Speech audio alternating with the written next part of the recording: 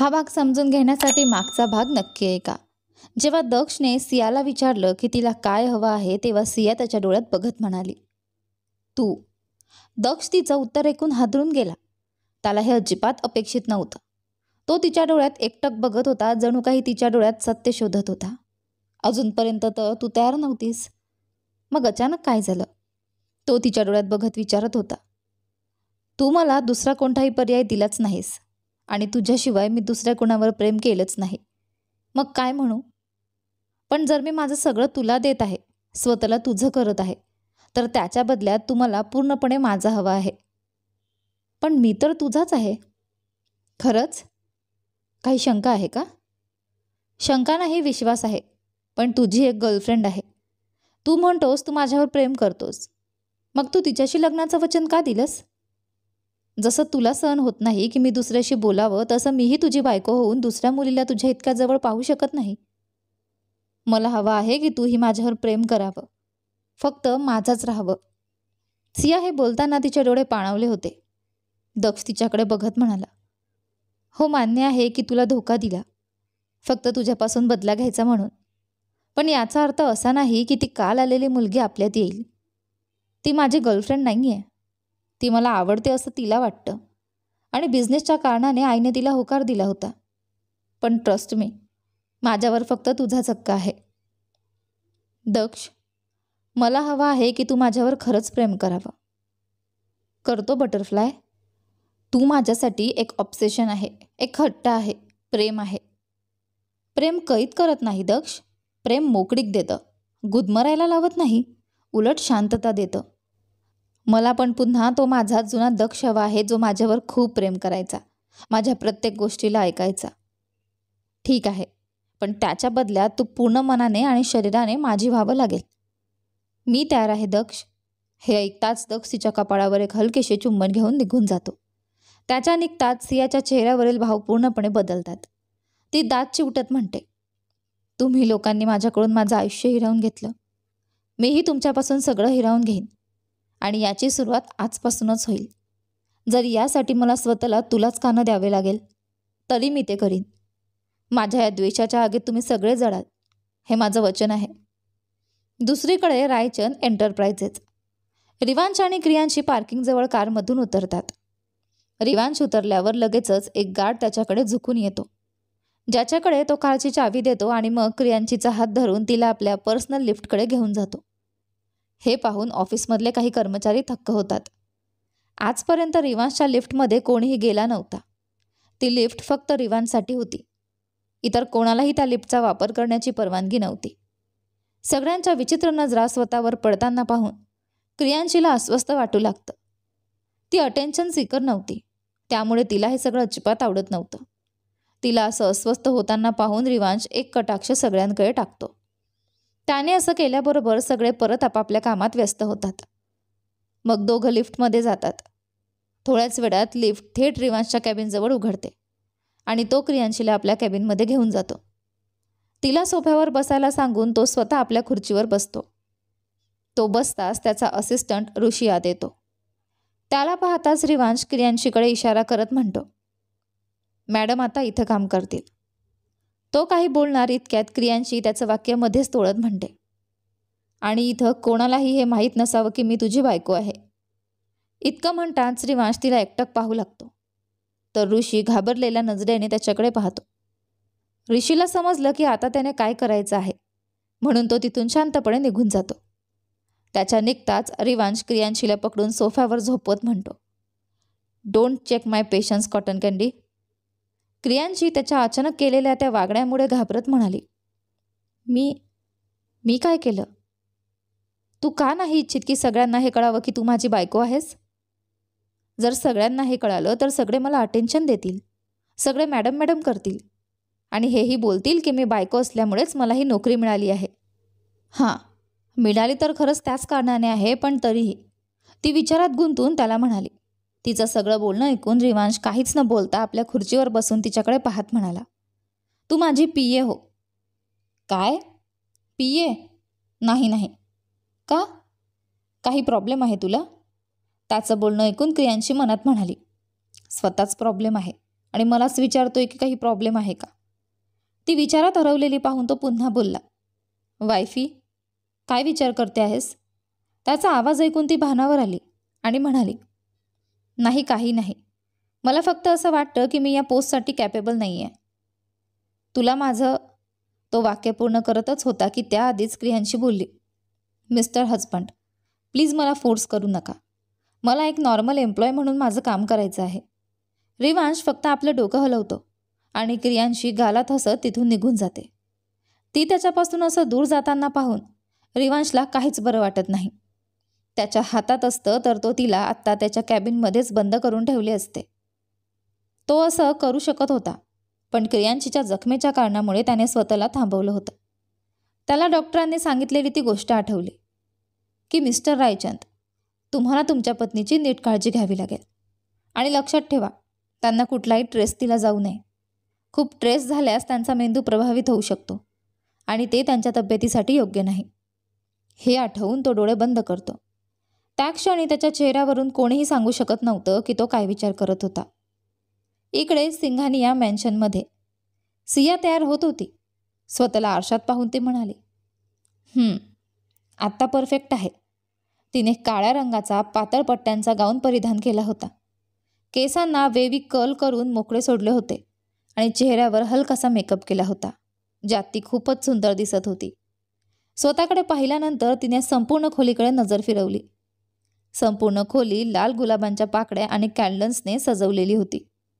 तेव्हाच तिची नजर बेडकडे गेली आणि ती काहीतरी विचार करू लागली. तेवढ्यात दरवाजा उघडल्याचा आवाज होतो आणि तिचं लक्ष तिकडे जातं. ती डोळे वर करून दक्षकडे पाहते, जो नुकताच रूममध्ये प्रवेश करतो. दक्षने पांढरी शर्ट आणि काळी पॅन्ट घातली होती. त्याच्या शर्टची स्लीव्ज कोपऱ्यापर्यंत फोल्ड केलेली होती आणि शर्टची 3 बटणं उघडी होती. त्याच्या हातात त्याने काळा कोट धरलेला होता. दक्षची पर्सनॅलिटी अतिशय आकर्षक होती. त्याच्या ब्राऊन डोळ्यांमध्ये अशी जादू होती की कुठलीही मुलगी त्याच्या प्रेमात पडू शकत होती. एका क्षणासाठी सियाही त्याच्यात गुंतून गेली होती.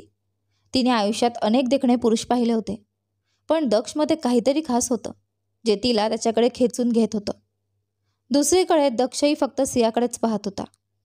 आज सिया केवळ सुंदरच नव्हे तर हॉट आणि सेक्सीही दिसत होती. त्या ड्रेसमध्ये तिचं फिगर स्पष्ट दिसत होतं आणि ते पाहून दक्षला आपल्या शरीरात एक उष्णता जाणवू लागली होती. दक्ष सियाकडे पाहतच आपला कोट तिथल्या काउचवर फेकतो आणि तिच्याकडे येत म्हणतो, मला माहीतच नव्हतं की तू इतकी सेक्सीही दिसू शकतेस. दोघंही एकमेकांच्या डोळ्यांमध्ये पाहत होते. दक्षसाठी ही गोष्ट थोडी वेगळी होती, कारण याआधी जेव्हा जेव्हा तो सियाकडे अशा तीव्रतेने पाहायचा तेव्हा सिया नजर चुकवायची. पण आज सिया त्याच्या डोळ्यात पाहत होती आणि हे दक्षला खूप आवडत होतं. तो तिच्या संपूर्ण चेहऱ्याकडे लक्षपूर्वक पाहू लागतो आणि त्याचं लक्ष तिच्या ओठांवर थांबतं. सियाने न्यूड लिपस्टिक लावली होती. आज तो तिला पूर्णपणे आपलं करून घ्यावं असं त्याला वाटत होतं. तो आपल्या विचारांमध्ये हरवलेला असतो. तेवढ्यात सिया म्हणते, तुझ्या डोळ्यात नेहमी मला माझ्यासाठी फक्त एक जुनून दिसतो, प्रेम नाही. तिचं बोलणं ऐकून दक्ष हसत म्हणतो, प्रेम वेळेनुसार कमी होऊ शकतं, पण जुनून कधीच संपत नाही. बटरफ्लाय, तू माझं प्रेम आहेस, पण त्याहून अधिक तू माझा जुनून आहेस, जो कधीच संपणार नाही तुझ्यासाठी. असं म्हणत दक्ष हलकेच तिच्या ओठांवर चुंबन घेतो. सुरुवातीला सिया शांत उभी राहते, मूठ घट्ट बंद करून, त्याच्या चुंबनाला कोणताही प्रतिसाद न देता. पण हळूहळू ती त्याच्या स्पर्शात गुंतत जाते आणि त्याच्या चुंबनाला प्रतिसाद देऊ लागते. दोघंही एकमेकांमध्ये पूर्णपणे हरवून गेले होते. दक्षचे हात सियाच्या कमरेवर होते, तर सियाचा एक हात त्याच्या छातीवर आणि दुसरा त्याच्या केसांतून फिरत होता. चुंबन देते ते दोघंही हळूहळू बेडकडे सरकतात. बेडजवळ पोहोचल्यावर दक्ष थोडा मागे सरतो आणि सियाच्या डोळ्यांमध्ये खोलवर पाहतो. सिया थोडा श्वास घेण्याचा प्रयत्न करत होती. तिच्या छातीतला श्वास वर खाली होत होता. दक्षचं लक्ष तिच्या श्वासांच्या लयाकडे जातं आणि तो हळुवारपणे तिला बेडवर झोपू घालतो. सिया हात पसरून बेडवर पडते आणि दक्ष तिच्यावर वाकून तिच्या कपाळावर, गालावर प्रेमाने चुंबन घेतो. सिया त्याच्या त्या प्रेमळ स्पर्शाला प्रतिसाद देत त्याच्यात गुंतून जाते.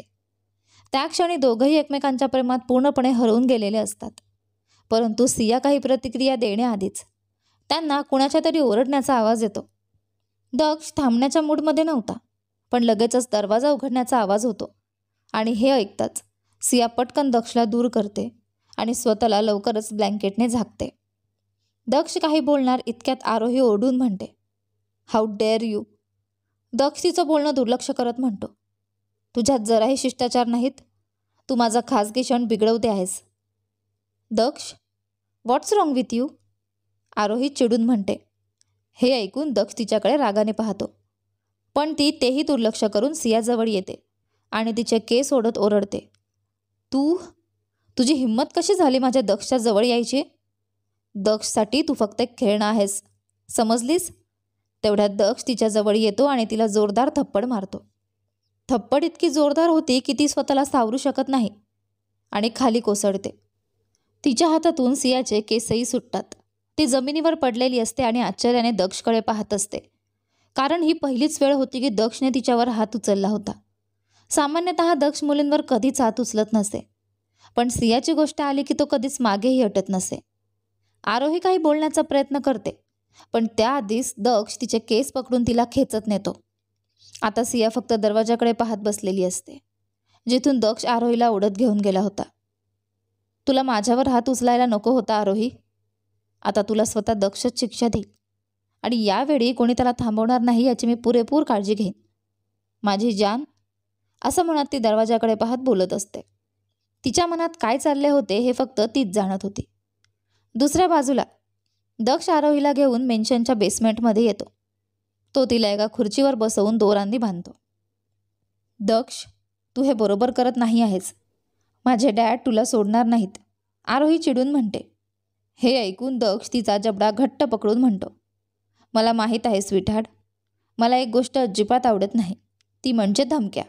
I really hate it. Daksh, please मला सोड.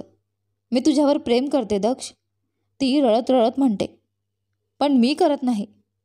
तुला माहीत आहे, तू आज तुझ्या आयुष्यातली सर्वात मोठी चूक केली आहेस.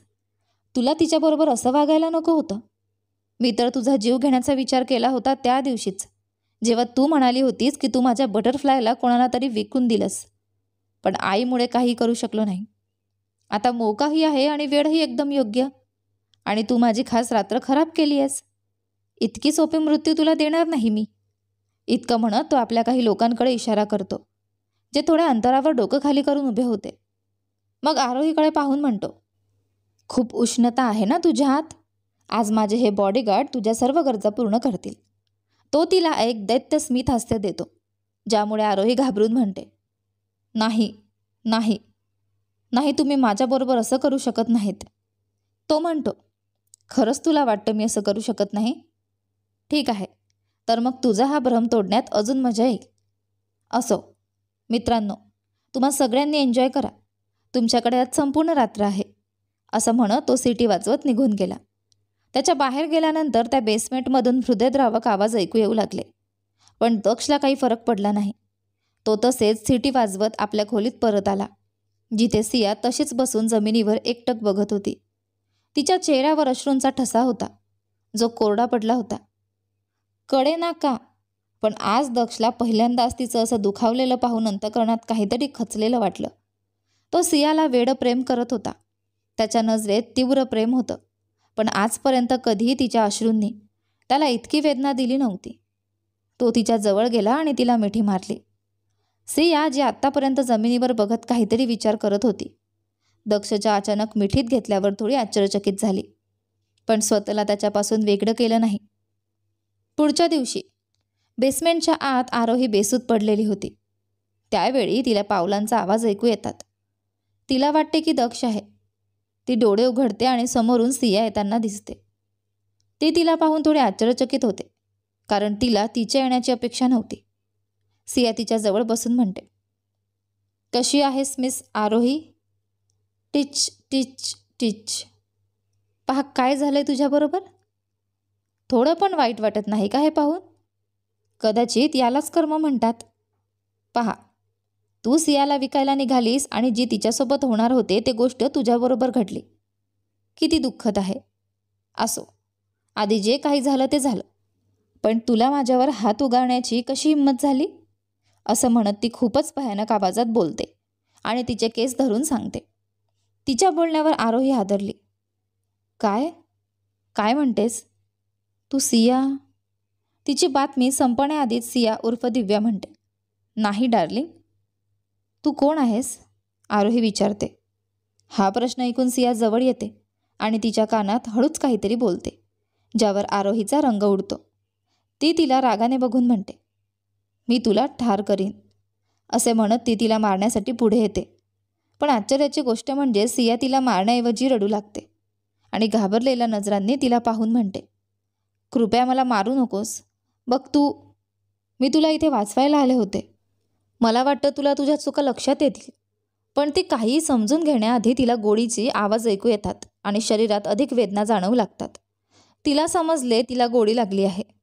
तेव्हा दक्ष, ज्याच्या हातात बंदूक होती, सियाला मिठी मारत म्हणाला, तू ठीक आहेस ना? तुला काय गरज होती बटरफ्लाय इथे येण्याची?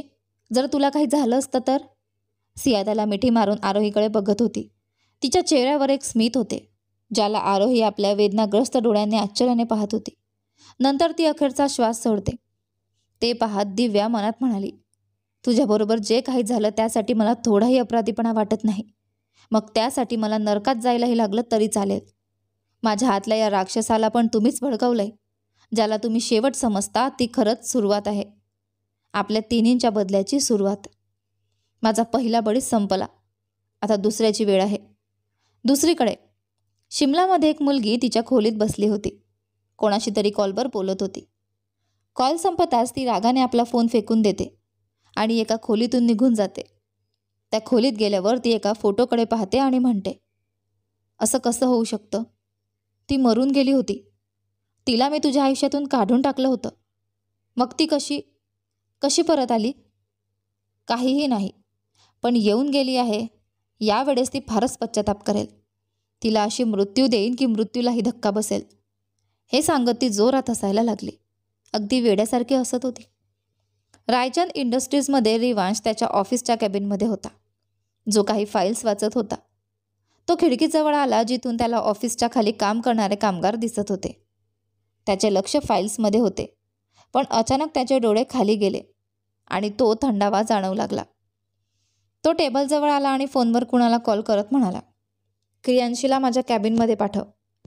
काही वेळानंतर क्रियांशी त्याच्या कॅबिनमध्ये दुरून नॉक करून आत आली.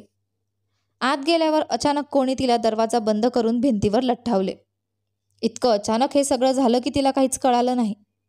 भीतीने तिचा श्वास वेगाने चालू झाले. त्यावेळी तिचे डोळे खोल काळ्या आणि रागाने भरलेल्या डोळ्यांना भिडले. हे पाहून क्रियांशी थोडी घाबरली, पण तिला रिवांशला हे जाणवू देऊ इच्छित नव्हती. तिने स्वतःला दूर करत म्हणाली, हा काय उद्धटपणा आहे? उद्धटपणा? तो तर अजूनपर्यंत मी केलाच नाही. तो पुन्हा जोरात तिला पकडत म्हणाला, तू कुणाला विचारून त्या मुलाशी बोलतेस? तुम्ही पागल झालात का? मला सोड, मला त्रास होतोय. ती स्वतःला त्याच्याकडून दूर करण्याचा प्रयत्न करत म्हणाली. त्याला हा त्रास सहन होऊ शकत नव्हता. मी पागल झालोय की तू मला पागल करतेस? तू म्हणाली तुला नोकरी करायची आहे, मी मान्य केलं. तू म्हणाली तुला माझं असिस्टंट बनायचं नाही, तेही मी मान्य केलं. जसे जसे मी तुझ्याशी काही चूक न करता राहण्याचा प्रयत्न करतोय, तसतशी तू मला अधिकच मजबूर करतेस वाईफी. मी काहीही केलं नाही आणि त्या मुलाची गोष्ट तर तो फक्त माझी मदत करत होता. पण तुझ्यासारख्या अंकलला हे समजणार नाही. कोणी माझ्या वयाचा असता तर समजलं असतं. काय? पुन्हा मला अंकल म्हणालीस? हो. आणि काय? तरुण मुलगा म्हणू? स्वतःला कधी पाहिलंस का? मी तर तुझ्यासमोर बाळासारखी वाटते. मला खरंच तुझ्यावर शंका येते. खरं सांग, माझ्यासारख्या सुंदर स्त्री तुझ्यासारख्या अंकलशी का लग्न करेल? रिवांशला असं वाटलं जणू त्याचं डोकं फुटून जाईल. सगळ्या जगातल्या मुली त्याची एक नजर देण्यासाठी मरत होत्या आणि ही त्याची स्वतःची बायको त्याला अंकल म्हणण्यावर टपाटप उभी होती. तो रागाने आपला हात भिंतीवर घालून मारला. हे पाहून क्रियांशी म्हणाले, अरे लक्षात ठेव, या वयात हाडं तुटली तर परत जोडली जाणार नाही. हे ऐकून रिवांशने तिरक्या स्मिताने उत्तर दिलं, मी अजून बरंच काही तोडू शकतो वाईफी. संधी दे, मग तर बेडही उरणार नाही. त्याची ही बोलकी ऐकून क्रियांशीचे गाल लाल झाले. ते पाहून तो म्हणाला, आता इतक्या लहानच्या गोष्टीसाठी लाजतस तर मग प्रकरण अधिकच बिकट होईल. ती त्याला दूर ढकलत म्हणाली, दिवसेंदिवस तुम्ही अधिकच बेहया होत चाललायत. हे म्हणत ती तिथून निघून गेली. तिला निघून गेल्यावर रिवांशला एक कॉल आला. कॉलवर एक चेहरा जो आधी मौसर होता तो आता कडक झाला होता.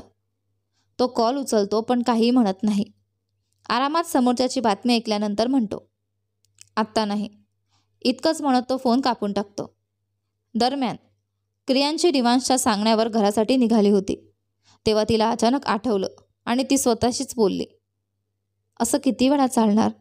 मला सगळ्यात आधी हे जाणून घ्यायचं की क्रियांशी आणि रिवांश कसे भेटले. दिव्यानं तर हे सगळं सांगितलंच नाही. तिने स्वतःच्या डोक्यावर एक ताव मारत म्हणाली, मी पण त्या मुलीने क्रियांशीची लग्नाची गोष्ट माझ्यापासून लपवली. मग मला हे कसं कळवणार? ठीक आहे, आता मला स्वतःच शोधायचं आहे. काही वेळात ती घरी पोहोचली. दार उघडताच शीना आवाज ऐकून थोडी थांबली. तर तू आलीस? हो, दिसत नाही का आता? हे ऐकून तीही त्याच टोनमध्ये म्हणाली आणि तिच्या खोलीकडे निघाली. शीना संतापून म्हणाली, आता तू रिवांशच्या खोलीत का जातेस? ती स्वतःशीच म्हणाली, कधी कधी मला ती सासू नाही तर सौतन वाटते. मग पुढे फिरून ती पाहून म्हणाली, लहान सासूबाई, स्वतःला सुधारा. ती रिवांशची नाही, माझी पण खोली आहे आणि मी ऑफिसवरून आलेली आहे म्हणून बदलायला जाते. काही जाणून घ्यायचं असेल तर सांगा, जसं आपण रात्री काय करतो आणि सकाळी काय होतं. शीना म्हणाली, हे हे काय बोलतेस? मी काय केलं? फक्त तुमच्या प्रश्नाचं उत्तर दिलं. तुला लाज वाटत नाही असं बोलताना? तुम्हाला विचारताना वाटते का? तिचं थेट उत्तर ऐकून शीना खूप रागावली. तेव्हा वाणी येते आणि ती पाहून शीना म्हणाली, पहा ना, सासूबाईंची कशी बोलते, उलट उत्तर देते आणि बोलण्याची तरीसुद्धा शिस्त नाही. क्रियांशी मासूमपणे म्हणाली, पण लहान सासूबाई, तुम्हीच तर म्हटलं होतं की मी आणि रिवांश रात्री काय करतो. हे ऐकून वाणी म्हणाली, शीना, तुला लाज वाटायला हवी सुनेला असा प्रश्न विचारल्याबद्दल. शीना जी क्रियांशीच्या गोष्टींनी थोडी धक्क्यात होती. वाणीचं म्हणणं ऐकून म्हणाली, मला असं काही बोलायचं नव्हतं. ती मुलगी खोटं बोलते. ती खोटं का बोलेल? आणि मी पाहते की ती आली तेव्हापासून तू त्या मुलीच्या मागे लागली आहेस. त्या दिवशी सगळ्यांच्या समोर सुद्धा सांगितलं की रिवांशच्या खोलीत का जाते. अरे बेअकल स्त्री, ते दोघे नवरा नवरी आहेत, नक्कीच एकाच खोलीत राहतील. मला कधी कळेल की माझ्या मुलाला तू का आवडली, असा तिला टोमणा देत ती निघून गेली. तिच्याच वेळी क्रियांशी हसून आपल्या तोंडाला झाकून घेत होती. ती पाहून शीना रागाने म्हणाली, तुझी इतकी हिंमत? आणि तिच्यावर हात उंचावला मारण्यासाठी. पण क्रियांशीने तिचा हात पकडत म्हणाली, अरे, अशी चूक कधीही करू नका. मी गाय नाही, मी वाघीण आहे. तर सावध राहा. कधी वेळ आली की तुम्हीच माझे शिकार व्हाल. हे बोलून ती हात ओढून गुणगुणत निघून गेली. रात्रीची वेळ होती. एका सुनसान ठिकाणी एक गाडी येऊन थांबते. त्यातून एक माणूस उतरतो. काळ्या रंगाचा ओव्हरकोट घातलेला, चेहऱ्यावर काळा मास्क. तो आपल्या काळ्या खोल डोळ्यांनी एकदा सगळी जागा बारकाईने पाहतो आणि मग समोर उभ्या असलेल्या एका जुनाट उद्ध्वस्त घरात शिरतो. त्या घरात कोणतेही सामान नव्हते. फक्त एक मोठा खोलीसारखा भाग होता. तिथे एका खुर्चीवर एक म्हातारा माणूस बसवून बांधून ठेवलेला होता. त्याची हालचाल बघूनच कळत होतं की त्याची अवस्था खूपच वाईट होती. तो समोर उभ्या असलेल्या त्या व्यक्तीकडे रागाने पाहून म्हणाला, रिवांश रायचंद, तू हे बरोबर नाही करत आहेस. हे ऐकून रिवांश आपला मार्क्स काढत म्हणाला, असं वाटतंय की माझ्या माणसाने तुझा पाहुणचार योग्य केला नाही, म्हणूनच तू अशा भाषेत बोलतोयस. त्याचं ऐकून तो म्हातारा मोठ्याने हसत म्हणाला, रिवांश, तुला वाटतं की तुला सगळं माहिती आहे, पण अजूनही खूप असे रहस्य आहेत जे अजूनही गुप्त आहेत. हे ऐकून रिवांशचा चेहरा कठोर झाला. तो रागाने त्याच्या खुर्चीला एक लाथ मारून म्हणाला, मी तुला इथे कोडी घालायला आणलेलं नाही. माझ्या प्रश्नांचं उत्तर दे. तेव्हा तो म्हातारा शांतपणे म्हणाला, मी सांगितलं तरी तू मला मारणारच आहेस आणि नाही सांगितलं तरीसुद्धा. तर चांगलंच आहे की मी गप्प राहतो. मरताना तरी तुझ्या चेहऱ्यावर भीती बघता येईल. हे ऐकून रिवांशच्या डोळ्यात राग उतरतो. तो त्याचा गळा पकडून म्हणतो, अजून कुणाची एवढी ताकद नाही की रिवांश रायचंदला घाबरवू शकेल. आणि तू चुकलास. मी तुला डिटेलमध्ये सांगतो. तरीही मी खास वेळ काढून फक्त तुझ्यासाठीच आलो आहे. जर तू मला सांगितलंस तर मी तुला सोपी मृत्यू देईन. पण जर तू सांगितलं नाहीस तर माहिती तर मी मिळवूनच घेईन, पण तुझा अंत फार भयंकर असेल. तुझ्या बोलण्यातून जे धैर्य आलं आहे ते मी पुन्हा भीतीत बदलून टाकेन. असं म्हणून तो आपल्या बॉडीगार्डकडे बघतो. बॉडीगार्ड त्याला एक चाकू देतो. रिवांश तो चाकू त्या माणसाच्या बोटांमधून घुसवतो. एक तीव्र वेदनांनी भरलेली किंकाळी सगळ्या खोलीत घुमते. तो माणूस अजून त्या वेदनेतून सावरला नव्हता की रिवांश पुन्हा तो चाकू त्याच्या हातातून काढून पुन्हा घुसवतो. असं तो 4 वेळा करतो. यानंतर पुढे काय झाले ते पहा आपल्या कथेच्या पुढच्या भागात. पण तोपर्यंत हा भाग कसा वाटला कमेंट करून नक्की सांगा. धन्यवाद.